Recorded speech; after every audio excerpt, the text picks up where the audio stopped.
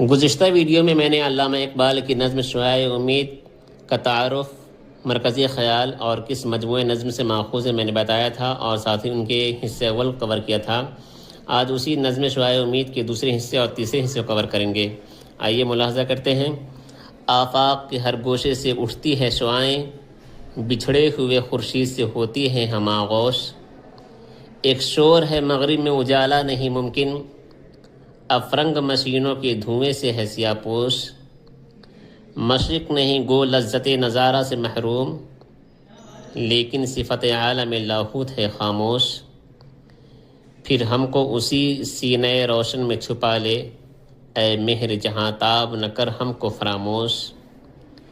ایک شوخ کرن شوخ مثال نگہ حور، آرام سے فارغ صفت جوہر سیماب۔ بولی کہ مجھے رخصت تنویر عطا ہو، جب تک نہ ہو مشرق کا ہر ایک ذرہ جہاں تاب۔ چھوڑوں گی نہ میں ہند کی تاریک فضا کو، جب تک نہ اٹھیں خواب سے مردان گنا خواب۔ خاور کی امیدوں کا یہی خاک ہے مرکز، اقبال کی اشکوں سے یہی خاک ہے سیراب۔ چشم مہو پروی ہیں اسی خاک سے روشن، یہ خاک کے ہے جس کا خزف رضع در ناب۔